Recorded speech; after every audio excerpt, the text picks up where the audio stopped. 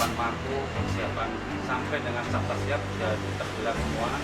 Kemudian kami juga mengecek terkait masalah jumlah TPS, kemudian outing personil TPS, semuanya bisa dihandle dari personil Aceh Barat. Ya.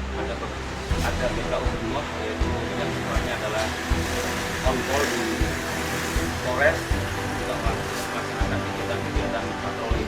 Kemudian terakhir hari ini kita juga mengecek situasi di bidang logistik yang dijelaskan oleh Kepala Bidang tadi. Sudah ada beberapa